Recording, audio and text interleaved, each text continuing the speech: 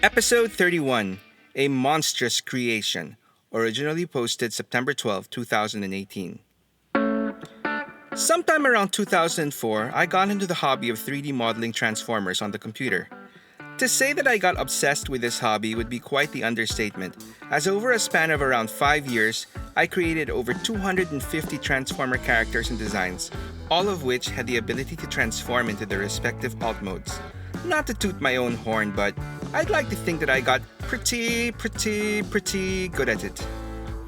Aside from being able to see my favorite Transformers come to life on my computer screen, what I really enjoyed about the hobby was the freedom I had with my creations. Not only did I make 3D models of existing Transformers, I also came up with my own characters. And one of my favorite creations that I'm particularly proud of are my additions to the fan favorite team, the Dinobots. Before starting this particular project, there were 3 objectives I set out to do. First was to improve upon my initial models, which I had done a few years back. Second, I wanted to include 2 new characters that I had swimming around in my head for quite some time. And finally, I wanted to test my creative juices and see if I could come up with a Dinobot combiner that could give Predaking, or any other Decepticon for that matter, a run for his money. Anyway, I'd like to think that I managed to succeed on all 3 counts. First of all, here are some comparison shots between my original Dinobots and the new improved versions. As with most of my models back then, these were largely influenced by the artwork from the comics by Dreamwave that I collected at the time. Now, when the Dinobots first came out way back in the 80s, they were based on, in my opinion, the 5 most popular dinosaurs of the time. The armor-plated spike-tailed Stegosaurus, the long-necked Titan Brontosaurus, my favorite, the 3-horned Triceratops, the giant flying lizard Pteranodon, and of course, the Tyrant King himself, the Tyrannosaurus Rex. But left out though was the Ankylosaurus. Although he wasn't as popular as the others, I still think a walking tank with a club tail was unique enough to deserve a Dinobot design. Unfortunately, toy makers thought otherwise, so I sought to fix that oversight with my idea of what a Dinobot Ankylosaurus would look like. In keeping with all the S names, I dubbed this guy Slam, which I think is just perfect. Next, we have the Velociraptor, which became popular after the 1993 movie Jurassic Park. Since then, he's become one of the most recognizable dinosaurs, and one that some would say, pound for pound, is the fiercest dinosaur ever. I like the idea of making a runt-sized Dinobot. Slash may be small, but just like his dinosaur counterpart, is just as fierce, with a rotten pissed-off attitude due to the fact that he hated being so damn small. I thought that this would add another interesting personality to the team. Now, I created these 2 Dinobots all the way back in 2005. 9 years later, in 2014, Hasbro released a Dinobot Velociraptor as part of their Age of Extinction toy line, interestingly named Slash. Now, aside from sharing the same name, the same alt mode, and similar dual handheld weaponry, my Slash and Hasbro's had absolutely nothing in common. I would often joke to my friends that Hasbro must have copied my concept design and as a result owe me royalties. Oh well. I just find it funny and pretty cool that someone over at Hasbro was thinking on the same wavelength as me. But if they do release an Ankylosaurus named Slam, then I'm calling my lawyer. Anyway, as I mentioned earlier, my last objective was to make a Dinobot combiner. Nowadays, there are a number of third-party companies that have made their own versions of the Dinobot combiner to varying degrees of success.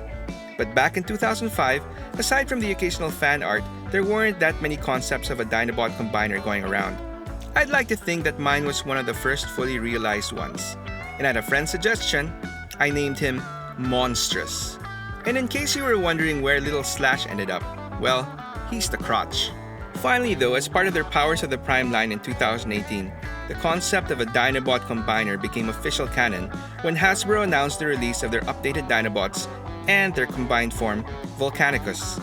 Funnily enough, aside from the original 5, they also included a little addition in the form of another Velociraptor named, you guessed it, Slash.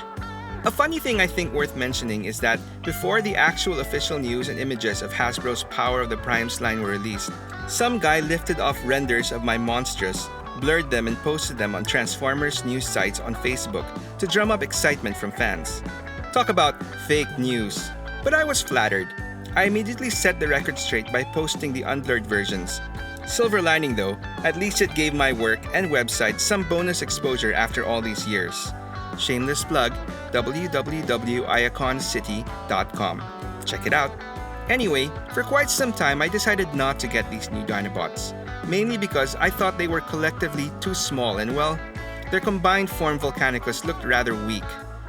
But a third-party company named Transform Dreamwave came along and released pictures of their upcoming upgrade kit for Volcanicus, making him look quite impressive, and I was immediately sold. Now, I'm more on the side of fans who think that ultimately, combining Dinobots aren't really a necessary thing in the Transformers universe. But I don't mind it either, and have always been open to having some sort of combining Dinobots set in my collection. But prior to Volcanicus, the only way to go were the previously mentioned third-party sets, which to me were just too expensive. So I figured that while the individual Dinobot sizes still bothered me, I still really liked the end result of Volcanicus being paired up with TDW's upgrade kit. And his total price point was just right for me, so I set out to get my own Power of the Primes Dinobot team. I'm sure a lot of collectors can relate to when you see a certain toy on the shelf so many times but passing it, and when you finally do decide to get it, it's no longer anywhere in sight. Well, that was the case for me and these damn Dinobots. It seemed like the announcement of these Dinobot upgrades got all the other people like me who were previously on the fence to finally buy in. It took some time, but after scouring practically every toy store in my area, I eventually completed my Dinobot set, and a few months later, finally got my TDW upgrade kit. So now I finally had a pretty good looking Dinobot combiner on my shelf. He may not be monstrous, but he's close enough. So does anyone else have their own dino creations? And are there any other types of dinosaurs that you feel need the Dinobot treatment? Let me know in the comments below and tell me your story. Thanks for watching Stories from the Toy Shelf Redux. If you enjoyed this story, please click on the like button and subscribe to the channel to help me tell more. Until the next one.